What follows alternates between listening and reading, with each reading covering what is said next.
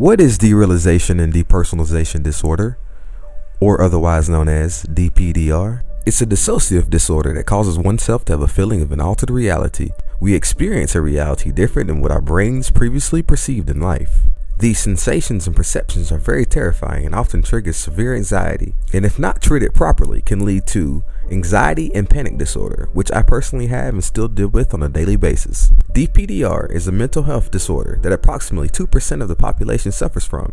And most of the time, Dpdr will onset in your later teens and early adulthood. People who have experienced some sort of childhood trauma, whether that be emotional or physical, are oftentimes susceptible to getting this condition. Dpdr, in my case, was triggered by an event, and this is common amongst us who have it. My onset of the condition is what you call marijuana-induced Dpdr, which in my case, I was susceptible to Dpdr regardless, but it was the marijuana that materialized the dissociative disorder. Marijuana-induced Dpdr is unfortunately getting more common in the United States, especially with the increased use of the drug. Any form of trauma is also a trigger for those of us who are susceptible to Dpdr. To give some examples, one could have experienced a car accident, domestic abuse, war deployment, and many other traumatic events. It is a unique disorder, being that it is very difficult for the individual who is experiencing it to explain exactly what they are feeling, so it is very difficult for providers to diagnose and treat this rare condition. When it initially onset in me, my first Dpdr episode was explained by saying it felt like a video game, or that my depth perception, my ability to accurately measure distance, was off. Also, the perception of my own body was distorted. My appendages seemed longer, bigger, shorter, or smaller than how I previously recognized them.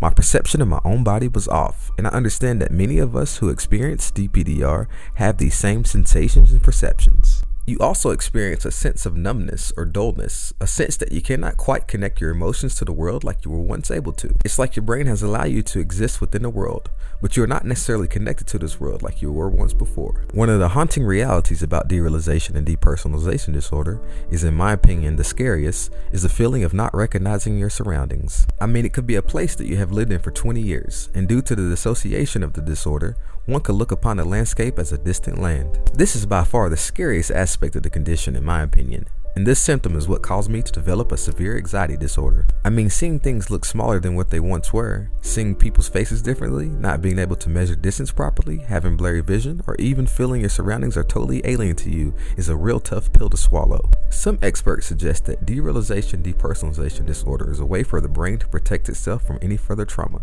sort of a defense mechanism.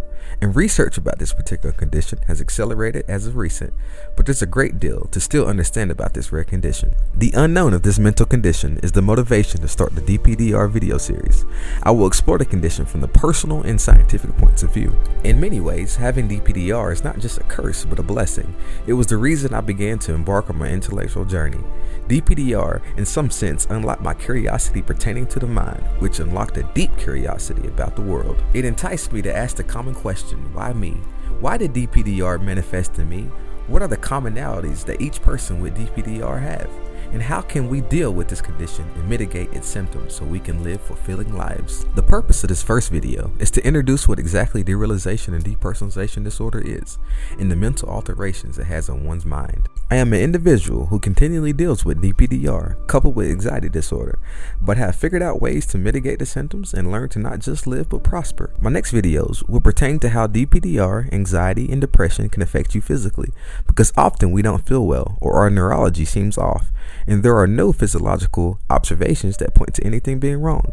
Your mental status can cause physical symptoms, and people often think they have permanently or physically damaged their brains, but in actuality, it's an effect of the mental condition that one has. Later on in the series, I will discuss the mechanisms that allowed me to minimize my symptoms and strip the anxiety and panic, mostly. I hope this video has helped the people with this condition to know that they are not alone, and knowing that you have not permanently damaged yourself, and knowing that there is a light at the end of the tunnel. As more research comes out, and as more people like myself explore and successfully find ways to help and eradicate the living hell that I and others with this condition is so common with, the quicker we all can live prosperous lives. Again, I hope this first introductory video shed some understanding on what Dpdr is, and thank you for taking your time to watch this video.